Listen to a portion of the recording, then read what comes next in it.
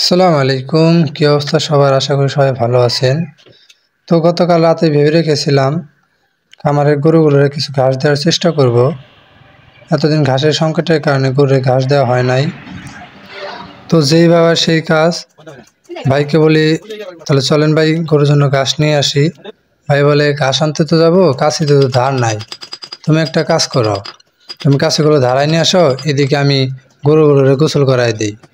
তো আমি আর আমার এক ভাগিনা মিলে কামার বাড়ি যাই কাছে ধারানোর জন্য। আমার খামার থেকে আর কি কামার বাড়ির দূরত্ব আপনার 10 থেকে 15 মিনিটের, 20 মিনিট লাগতে পারে। সেখানে গিয়ে দেখি যে আমি যাকে দিয়ে কাজ করাই উনি দোকানে নাই। পরে একজনের মাধ্যমে জানতে পারলাম যে উনি চা খাইতে গেছে। কিছুক্ষণ অপেক্ষা করার পর উনি দোকানে আসে।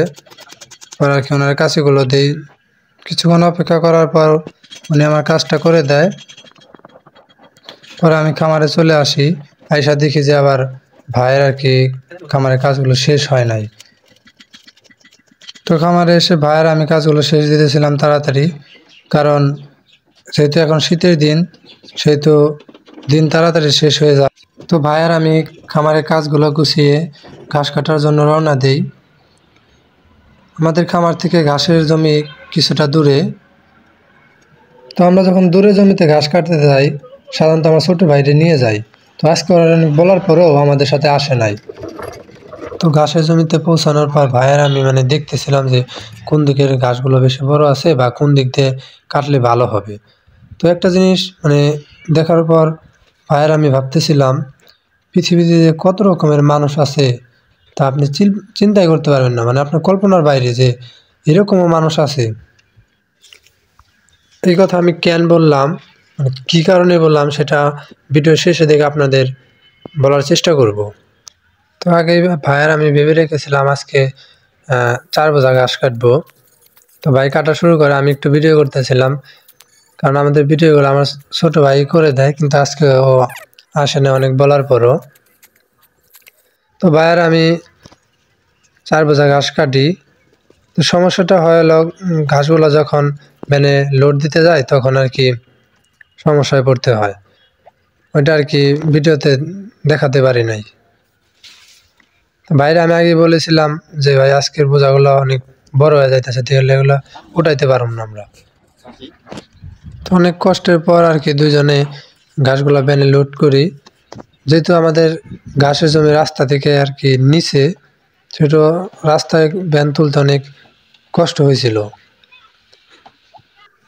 আসলে গরুর জন্য কাঁচা ঘাসটা যে কত উপকারী, যাদের খামার আছে বা গরু পালন করেন তারা বুঝতে পারবেন। তাই আমি বলবো, যদি আপনারা গরু পালন করেন তার আগে ঘাসের ব্যবস্থা করে রাখবেন। কারণ ঘাস যদি না থাকে তাহলে আপনাকে কতটা যে ব্যয়বহুল একটা সময় পার করতে হবে তা আপনি কল্পনাই করতে পারবেন না।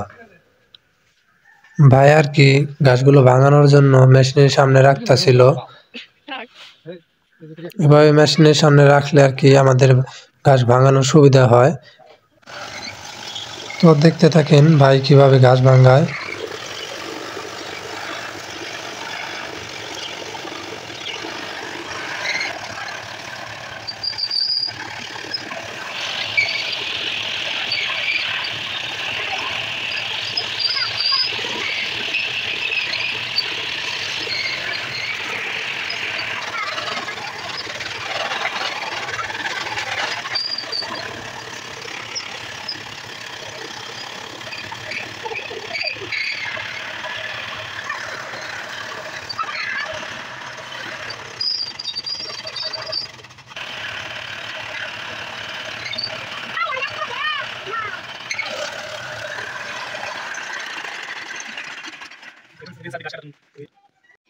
এখন আমি বলি যে তখন ওই কথা কেন বলেছিলাম যে পৃথিবীতে যে কত রকমের মানুষ আছে তা আপনি কল্পনাও করতে পারবেন না। আসলে ভাই আর আমি যখন ঘাসের জমিতে যাই তখন দেখি যে আমাদের ঘাসের জমি থেকে অনেক ঘাস আর কি চুরে নিছে। আপনারা ভাবেন, ঘাসও চুরে নেয়, তা আবার চুরি করে এই বোয়া পানিগুলো খাওয়ায়। আপনারা কখনো এই ধরনের কাজ করবেন না, এই ধরনের অন্যায় কাজ থেকে বিরত থাকবেন। তো আজকের ভিডিও এই পর্যন্ত। সবাই সুস্থ থাকবেন, ভালো থাকবেন। আসসালামু আলাইকুম।